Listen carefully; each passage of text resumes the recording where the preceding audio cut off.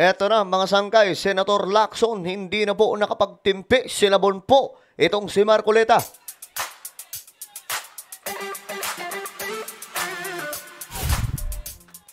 Hello guys, what's up? This is me, I'm back for another vlog today. Kamusta po mga kababayan? Ito, pag-usapan po natin, matindi tong topic natin mga sangkay. Dahil nga po, itong si Senator Lacson ay nagsalita na po sa kaingayan nitong si Marcoleta. Pag-usapan po natin yan. Anyway, bago tayo magtuloy-tuloy, sa mga hindi pa po dyan nakakapag-subscribe, tayo po ay malapit na makarating sa 2 million subscribers. So, kung gusto mong mapabilang sa dumaraming mga solid sangkay, makikita nyo po yung subscribe button sa baba ng video na to. I-click nyo lamang po yung subscribe, i-click ang bell, at i-click nyo po yung all. Sa mga nanonood po sa Facebook, i-follow nyo po yung ating Facebook page. Okay guys, eto na nga po ang nangyari. Tingnan po natin. Ayon po kasi dito, sa pahayag ni Senator Lacson, mukhang nagpatama. Sa very obvious naman kung sino ang kanyang sinasabihan. Ito sabi dito, tila may pasaring si Senator Ping Lacson sa isang social media post ngayon. Sabi ni Lacson, there is a saying, the loudest one in the room is the weakest. Ayon po ito sa senador. It is best to ignore and make him stand on an empty platform. O ayan. May kasabihan daw mga sangkay na ang pinakamaingay sa loob o sa isang silid ay ang pinakamahina. Mga sangkay, di ba? Ganun naman po sa loob ng classroom. Kung sino yung mga maiingay, di ba? Nung mga batang 90s. Kung sino yung mga maiingay, pagdating sa quiz, yari. Biglang, papakupihin mo ako. Di ko alam anong sagot. Di ba? Dito mga sangkay, sino bang pinakamaingay sa kanila? Si Marcoleta. Si Marcoleta mo lagi yung mga sangkay, nagnangangak-ngak. Ang matindi po doon mga sangkay, may dinala po si Senator Marcoleta na isang sinasabi na di umano'y peking. Alam nyo na yun, mga sangkay. Yung marami kasi ang nagsasalita na di umano, posibleng si Marcoleta ang nagdala ng peking, ano tawag dito? Witness. Pero mga sangkay, siyempre, hindi pa naman na-confirma yun. Iniimbestigahan pa po yun mga sangkay hanggang ngayon. Pero ito nga po, nabisto ni Senator Lacson itong ginagawa ni Marcoleta. Sabi dito, he is overly vocal, boastful, grabe, mayabang, or aggressive so he can create an image of strength through noise. Okay, mga sangkay, siya daw po ay napaka-vocal, napakayabang, napaka-aggressive, para daw po makagawa siya ng imahe ng lakas sa pamamagitan ng kanyang pag-iingay. Mga sangkay, diba? Yun po ang ginagawa ngayon Kaya nga lang, ito, pakinggan po ninyo mga sangkay ang isang opinion ng isang sikat na vlogger. Kasi dito, nagkalat si Marcoleta. Pakinggan mo ninyo. Tinatanong ko nga sa inyo kanina kung naiintindihan ninyo Kaya nga po nagtatanong din kami, delikadesa din ho yung binabanggit namin dito. Hindi pinag-uusapan ng delikadesa dahil wala akong connection doon. Ang asawa ko, independent. Yun nga po, asawa niyo yun Isa dito si Marcoleta kasi yung asawa niya nai-involved na may connection di umano sa mga diskaya. Sa akin akala ko ba magtatanong ka lang? Nagtatanong din po kami, pero ipo-point out ko rin po yung argument namin mo kasi dito. Delikadesa, parang may connection ako Wala nga Naintindihan mo yun? Sige sir, salamat na lang po. Tanga. Huli ka, balbon. Inabot ko pa yun, Sen. Tinanga Tinawag mo kami ritong tanga. Ayun, patay. O di ba, ano yan? Yan ba yung mambabatas na ibinoboto nyo? Pero yung mga DDS doon, palakpakan. Hindi nga Palakpakan sila kapag may ganyang salita, nagpapalakpakan yung mga lokong yan. niya masagot yung word na delikadesa eh. Ano to? It's one thing na magsinungaling ka sa taong bayan. It's another na mag-ad hominem dahil hindi mo masagot ng salitang delikadesa. Pero yun ang palusot na sinasabi nila. Pinag-usapan natin kung paano binaboy ni Marcoleta yung hearing ni Senator Ting Lacson. Mamagitan ng pag-i-invite ng isang peking witness. Yan na. Ngayon, mga kababayan, hindi lang ho niya binababoy ang Senado. Ginagawa pa niyang tanga ang sambayan ng Pilipino. Dahil nga, mabisto recently, yung kanyang asawa, isang independent director ng isang insurance company. Conflict of interest, Marcoleta's wife sits on the boards of insurers, Stronghold, and Ito yung issue ngayon ni Marcoleta, mga sangkay, na kung saan nakakalagkad siya. Kahit ako nagulat. Asawa niya may connection sa mga diskaya. Kaya ngayong tanong doon, nasaan doon yung delikadesa? 'Di ba, mga sangkay? Tapos, makikita po natin na si Marcoleta pinagtatanggol po yung mga diskaya. 'Di ba?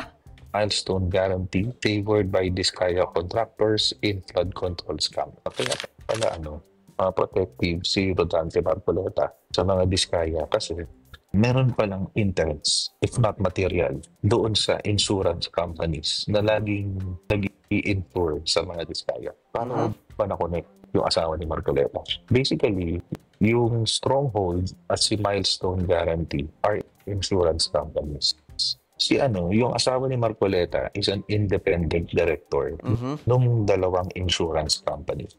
Ngayon, mga kababayan, yung mga insurance companies na ito, sila yung nagbibigay ng insurance sa mga kumpanya ng mga Diskaya. If I'm not mistaken, Alpha and Omega, yung kumita ng bilyon-bilyon ng panahon ng pandemic.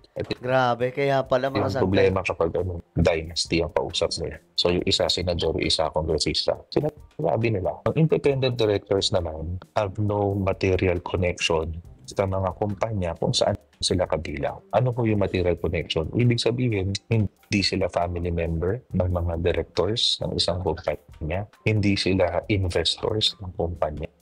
They are only holding an advisory role. Okay, pakinggan natin mabuti, mga sangkay, kasi dito po pinapaliwanag ni Coach Jared itong koneksyon, mga sangkay, ng mga Diskaya dito sa kay Marcoleta. Tingnan muna natin itong isang reaction galing sa interview.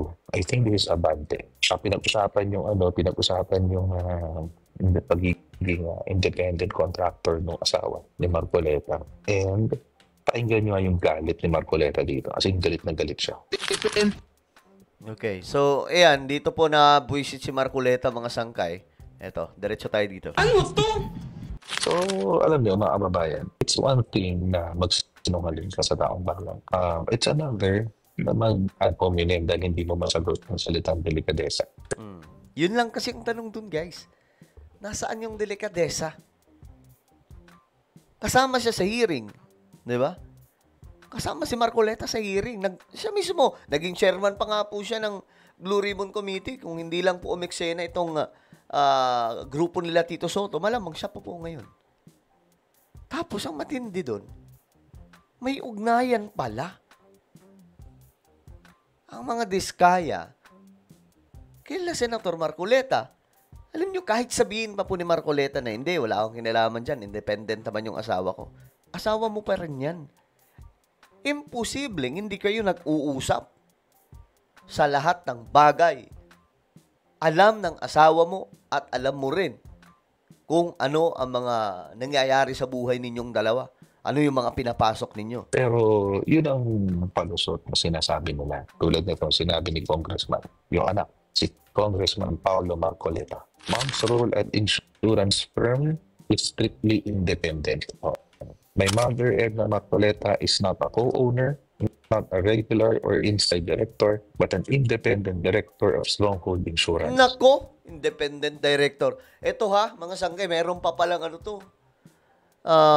mayroon pa palang katungkulan itong nanay nitong Marcoleta o asawa po ni Senator Marcoleta. DNC should know that an independent director is not an employee or of the company, has no material tie, has no substantial shares, is not involved in sales or Grabe independent director of Stronghold Insurance. marketing, and maintains no significant professional relationships with the company or its stakeholders. Okay. Totoo naman po yan, mga kababayan. Technically, sa definition po ng Corporation Code of the Philippines, yun po ang independent director. Pero alam naman natin, ang technical ay hindi practical. Ibig sabihin, mga kababayan, ang technical definition ay kadalasan hindi nag-a-apply sa mga practical na bagay. Technically, pwede mong sabihin na walang influence or walang material connection. Pero, mga kababayan, hindi mo pwedeng sabihin na walang influensya. Bakit? An independent director is defined as a member of the board of directors. Ayan ha. An independent director is defined as a member of the board of directors. So, isabihin, kasama sa board of directors. Yun sinasabi ko sa mga sangkay, di ba? May may katungkulan pa. Influensya. Bakit? An independent director is defined as a member of the board of directors. So, isabihin, kasama sa board of directors. But, ito lang wala silang material relationship sa corporation and independent of management sila. Okay, hindi sila kasama sa management. Hindi mo sila ilalagay dyan kung wala silang silbi. Ngayon, ano ba ang silbi nila? Specific roles and responsibilities of independent directors. Safeguard the interest of minority shareholders, promote corporate governance, conflict resolution. Ito yung matindi. Ito yung matindi, mga kababayan. Ito yung matindi. Audit and risk management. Ay, Ibig sabihin, mga kababayan, meron silang influensya na mag-audit ng mga papelos ng kumpanya. Independent directors often head or serve on the Audit and Risk Committee, oversee financial reporting, internal controls, and risk management processes. Ibig sabihin, mga kababayan, pwede ho sila mag-audit ng kumpanya kung saan sila konektado. Audit, ibig sabihin po, pwede ho nang tignan yung mga papeles, tingnan kung legal ang mga papeles, at sabihin sa mga direktor na, mali yung pinapasok ng transaksyon. Hindi nyo pwedeng gawin yung transaksyon na yan kasi madumi o hindi legal. Ibig sabihin, yung asawa ni Rodante Marcoleta, pwedeng sabihin doon sa insurance company, huwag kayong maipag-deal sa mga diskaya kasi may mga ghost projects sila. Hindi ginawa. Ayun ang tanong dyan, mga sangkay. Bakit hindi ginawa? Di ba? Di ba nagtataka doon? Bakit kaya walang ginawa ang Edna Marcoleta? Naku yan. Tungkol dyan sa Biskaya. Yun na yun. Siguro naman pinag-uusapan din ng mag-asawa kung paano kumikita yung kanilang kumpanya. Di ba mga sangkay? Yan sinasabi ko. Kahit pa po sabihin ni Marcoleta na ang katungkulan ng kanyang asawa independent attitude ng kumpanyang ito, 'di ba? Sinasabi po dito mga sangkay na kasama po siya na sa independent directors. Hindi po ibig sabihin nun mga sangkay yung independent director is defined as a member of board directors. Ang matindi doon mga sangkay, pwede pala siyang humarang sa mga diskaya kung sakasakaling makitaan nila ng kung anumang katiwalian o kung anumang kalokohan, pero bakit hindi nila ginawa? 'Di ba? Bakit hindi niya ginawa? Hindi ba nila napag-uusapan Senator Marcoleta yun? Na, teka lang, wag mong papapasukin yan. Delikado kayo dyan. 'Di ba, mga sangkay? Well, ito na, nagkakabistuhan na. Gaya nga po ng sinabi ni Senator Lacson, nag-iingay para po makapag-create ng image of strength through noise. Ayan, mga sangkay, pinatamaan na po siya ni Senator Lacson. Ang bihira. Well, ano po ang inyong opinion? Comment down below. Mayroon po tayong YouTube channel, Sangkay Revelation. Hanapin nyo po ito sa YouTube ngayon din. Kapag nakita nyo na, i-click nyo po yung subscribe, i-click ang bell, at i-click nyo po yung all. Ako na po ay magpapaalam. Mag-iingat pong lahat. God bless everyone.